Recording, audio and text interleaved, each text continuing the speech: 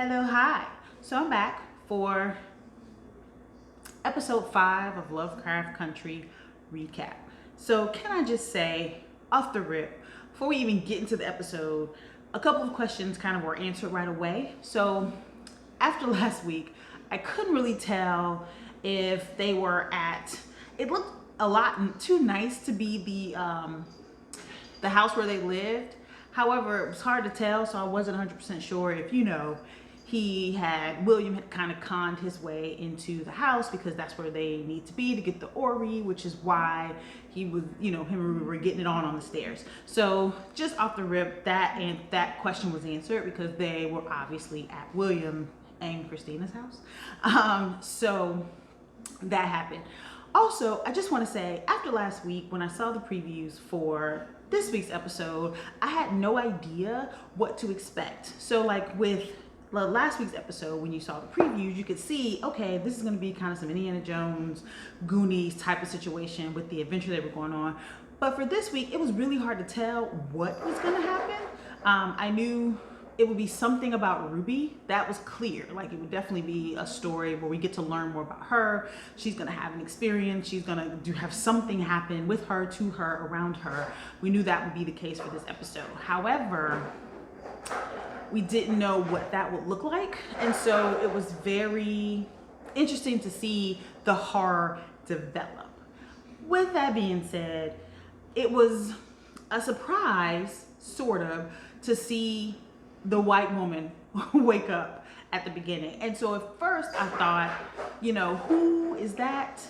Is this another story? Are we about to get to know another character? But quickly I realized, no, we are looking at Ruby, and for some reason she's a white woman. Now I will say this right off the top, I thought it was interesting that he turned her to, she was a white woman, but she didn't have the same initial kind of Ruby vibe, Ruby flavor.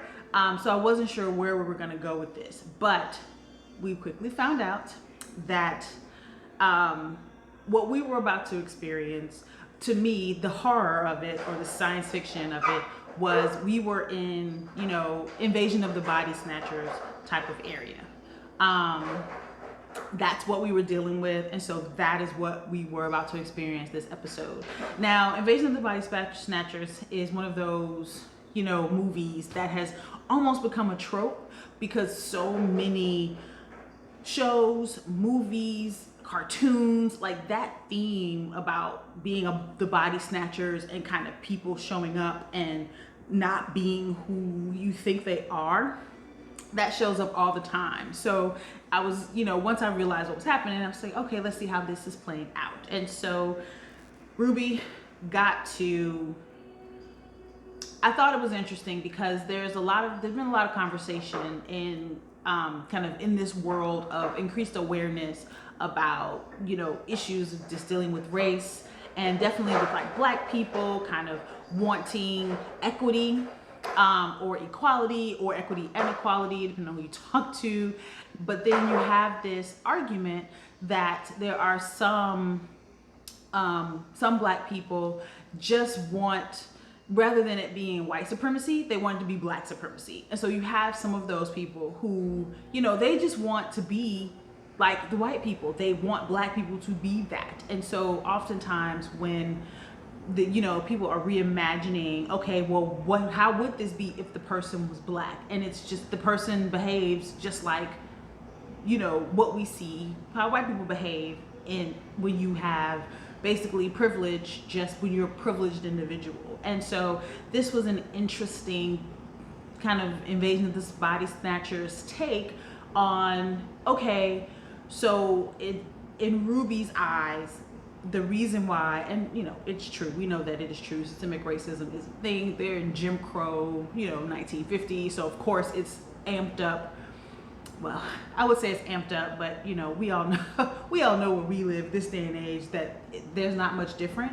But it was definitely way more socialized, so that it was more forward facing, where you saw it happening and people would just do it without feeling like they had to apologize, because that was the lay of the land. And so with Ruby thinking, well, I wouldn't have such a struggle if I had white skin.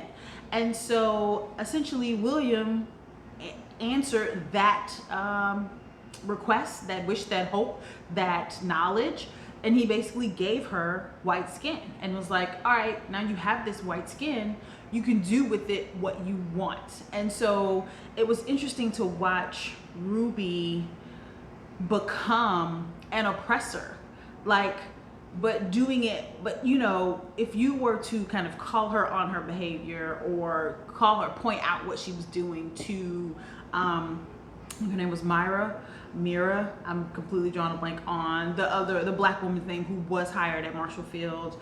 You know, if you were to point out to Ruby that she was being just as oppressive, if not more so, than the white women were to her, she would say possibly that, you know, she was doing it because she wants the woman to be her best.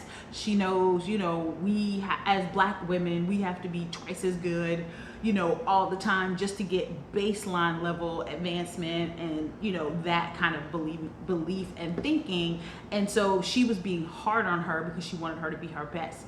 However, through her actions, she became the oppressor. She was oppressing this woman. She put her in these compromising positions. She, you know, made her feel less than, just like the white women were. And at that time, Ruby was truly indeed a white woman. And so in my notes, you know, I made a note that essentially what we kind of started off with, you know, because of course Ruby's goals didn't change just because she became a white woman. She just realized that she could achieve those goals in a different way. So after she had her day where she could basically just walk around the world free and unfettered as a white woman, and receive all of the graces and the extra, you know, the free ice cream and the extra nods and the extra support that white women get, then, you know, Williams is like, that's cool, you did all that, but what are you gonna do with this? Like, you have this tool, you said you didn't, what are you gonna do with it? So then of course she goes get the job at Marshall's Fields, and immediately is kind of shady and combative to the black woman there. And so of course Ruby, even though she's a white woman outwardly, she's still Ruby, and so she still has her feelings, and she's still basically interacting with this black woman as if she is also a black woman. And she has to remember, no, I'm white now, I have this privilege, and so what I say and do carries a different type of weight, and it means something different. And so I have to be careful, which is what she saw kind of at the very beginning when she bumped into that black kid who was trying to, you know, like, ma'am, are you okay? And he immediately was about to be attacked and beat up by the cops just because they saw him, you know, brush up. Really, she bumped into him. A white woman bumped into him, but he was deemed, I think they called him an animal. They threw him to the ground. Like, the kid looked like he might have been a tall 12, maybe 13-year-old. Like, he didn't even look like a full teenager. He still looked very much like a young kid, just tall. So that was crazy. So she realized that. But I often found, initially what she did and what I wrote down was, Ruby has done the magical version of changing your name on a resume. So like, she showed up with the exact same resume, she just presented it with a white face, and now everything she did was super duper impressive. And she, rather than getting an associate's job, which is what she was doing all of that for, she got an assistant manager's job. So it's just so interesting to see how everything that she did just for her as Ruby, the black woman, to get the, you know, just an associate's position where she's just selling and working behind the counter. When she showed up as a white woman, she's immediately turned into an assistant manager, you know. So that was interesting. But what I thought was interesting and telling was how she brought her respectability politics with her and then proceeded to enforce them on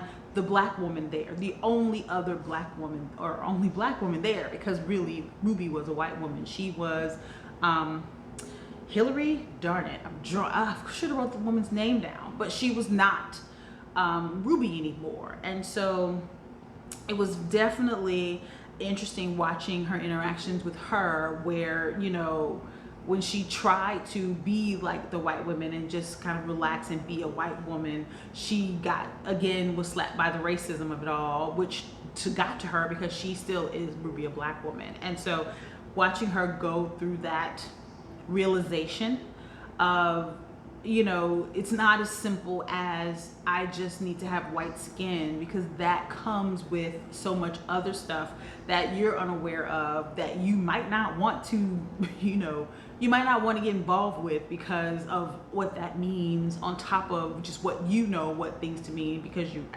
your lived experience as a black woman. It's very, especially in this time where we are having these white women that are coming out telling the story of basically wearing a black woman like a costume, like this recent professor who just came at George Washington, who kind of penned her own essay, very self-congratulatory I thought, but in her own essay kind of saying what she did and why what she did was wrong, and et cetera. But nonetheless, we got to see the reverse of that. And in the end, Ruby didn't like it. She was like, I don't want to be, because I'm black. I am, it's not that I don't want to be black. I just want to be able to be successful and have a prosperous life and get the good job as me. And so I thought that was interesting that by the end, she decided to shed her skin while getting justice for the black woman. And I'm curious to see what happens in future episodes if we come back to the Marshall Fields situation, and if we see what happens with the woman, and if she, still works there, if she gets fired, what, if anything happens to her, or if kind of she's able to prosper based on what Ruby did for her without her even knowing. I'm very interested to see how that happens. But we had all that going on with Ruby, which is very interesting, and I want to see how the Ruby thing is going to play out for sure, because through the Ruby situation, we got a big answer to a big question. But on the other side, we got some other big answers to some big questions. But when you have a show by episode 5, we're already getting big answers. That lets me know that there's so many more twists and turns that this can take, which I'm very excited to see. But let's just go into some of the answers that we got. So first thing, Tick is reckoning with not being his father. But while he isn't necessarily his father, he was raised by his father. So certain elements of his father's character and behavior are going to show up in him. That's just kind of the nature of when a person parents another person. That's kind of what happens. And so, of course, he knows, he is kind of coming to grips, I guess, through the eyes of Letty about how his anger is dangerous. And so I'm very interested to see how that is going to play out. And if, as him and Letty's relationship deepens, will there be, any moments where Letty can pull him back from the break? Because as of right now, she can't, which is why she went down to the basement to follow him, because she did want to check on him. She had a back because she didn't know what she was going to get. And so I think that was sobering for him to see that and to be like, oh, I'm scary. Like, when I get pissed off and I let my anger take control of me, I'm frightening especially to this woman who I have these, feelings for. So I want to see how that's going to play out. But in all of that, before we get to the final reveal that came at the end, so Montrose.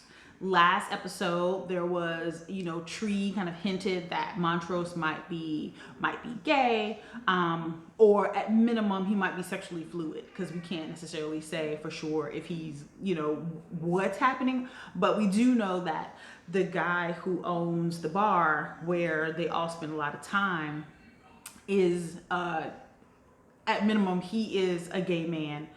We learn more in this episode, but we definitely know, because we walk out and we see, a young boy performing oral sex on him. So we know that he, at minimum, has sex with men, because we can't assume that he's gay. But based on what Tree says, he alludes to the fact that that gentleman is gay, but then also so is Montrose. So now that's bringing some things into question.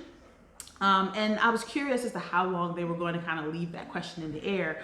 And they not very long. So we saw really quickly that Montrose, and I made a note when we saw the first scene when Montrose went to the that guy's home, his house, and you know they had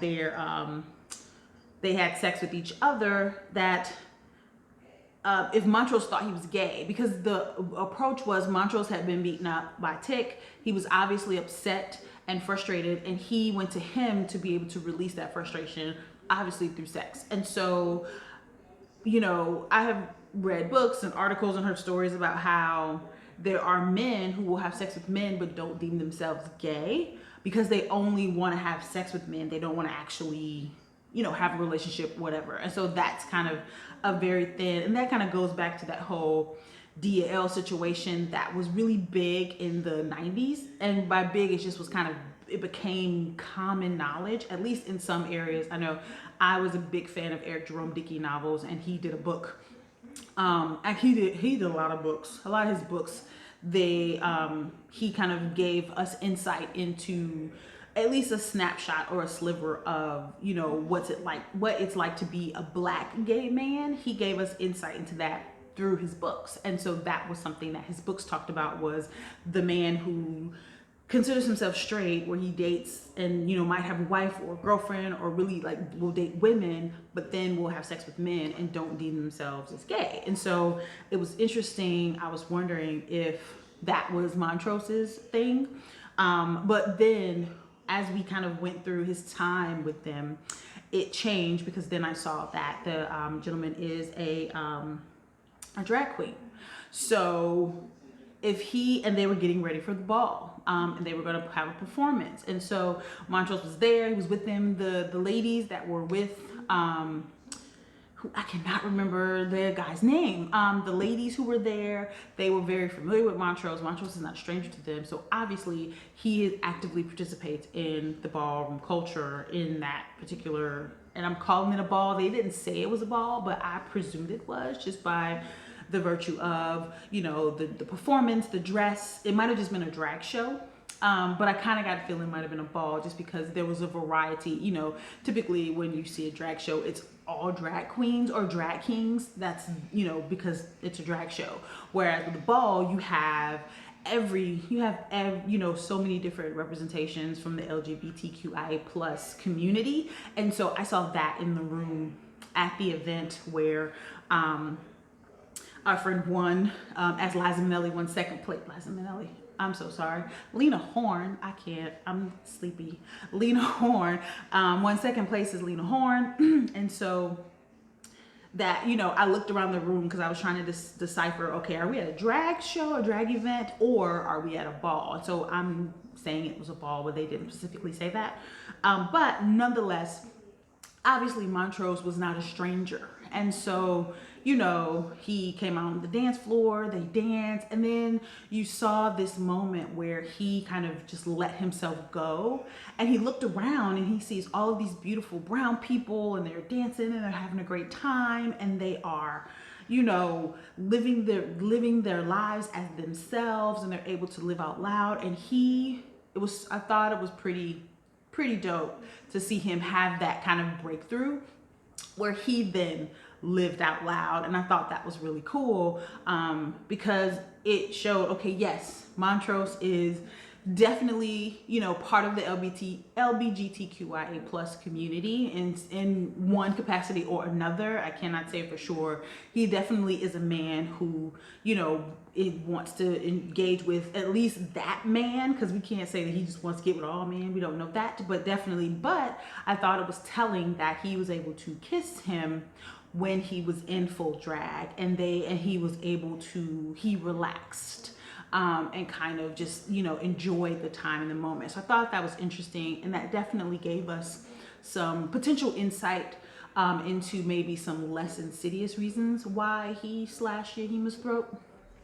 Less insidious, because I definitely think there's still something there with him trying to stop Tick from learning about the sons of Adam and that whole, and the Order of the Dawn.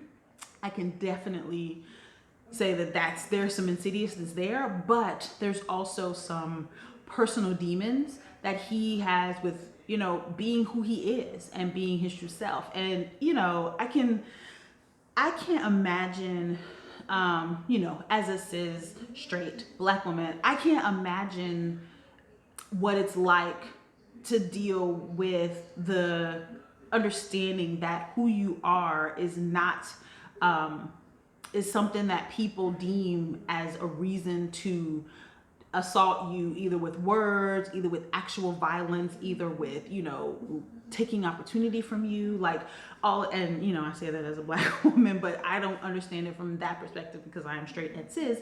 Whereas, you know, having to be that person now and being, and even with the community and even with the growing number of support and people who, you know, want to be allies and want to support you in that journey to really realizing who you are, I can still see that that could be a challenge today in 2020, let alone in 1950s, where just your skin is a problem. So you know that who you are and your orientation and your sexuality is also going to be a problem. Like that is, you know, the intersectional trauma and challenge with that.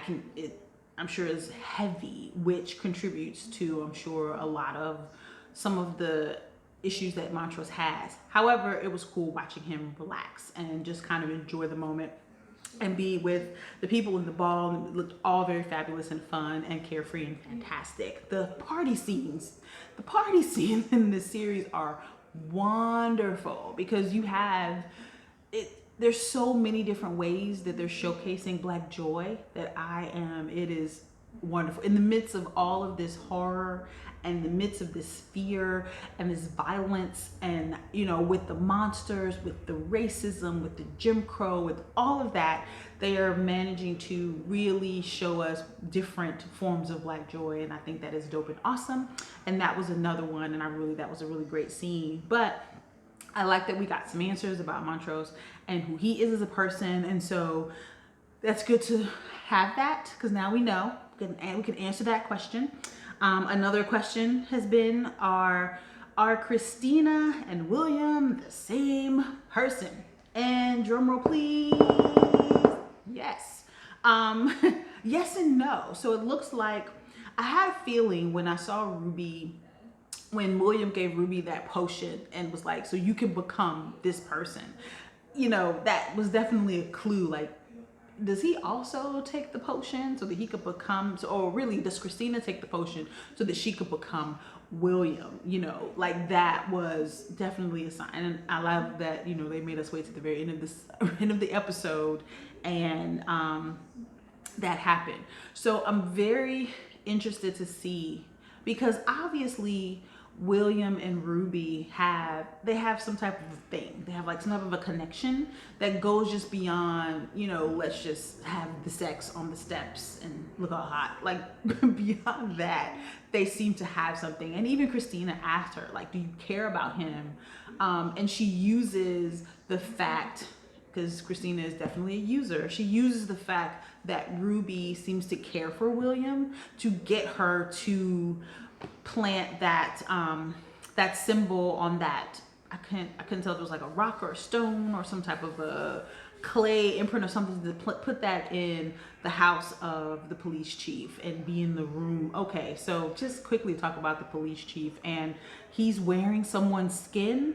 Like, what kind of, you know, that was aggressive. That was definitely some Hannibal Lecter type of stuff with skin wearing, and so many other skin wearing, but still Body Snatchers, where he's literally snatching the body of that man in the closet. He snatched his tongue, which is why he's moaning and can't speak.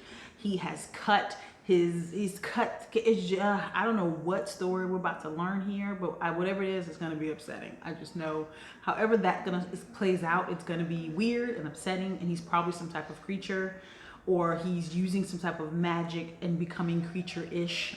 It's hard to tell. But, you know, Christina she likens herself to be a puppet master. She thinks that she's pulling the strings, but she's really not. She's a puppet master, but she's a terrible puppet master, because yes, she is definitely linchpinning a lot of this, where she's kind of the person pushing things along and kind of putting things in place just because she has the money, power, and access to do so. However, when they get into place, she is not able to control them very well. So she saw that Ruby has, is sweet on William. I'll say that. I won't say that she loves him because they just, I mean, come on. But she definitely, something about him, they have a click. And so Christina saw that, used that to get Ruby to, put that thing in the police chief's office, which we'll see how that pans out. But we get at the very end, we see Christina and William are the same person. Really, William is Christina. So now we get to see how Ruby is going to take that because, her and William, they got biblical, which means that when you become the other person, you're a fully formed version of the other person. I think she would know if she got in there and it was not, a man's genitals. Obviously, from what we saw, it was. So, we'll have to see how that happens, how it reckons, because obviously Christina has said some things and Ruby has essentially been kind of staying with them for this whole episode, and so it's like something else is happening here, so we have to keep an eye on that.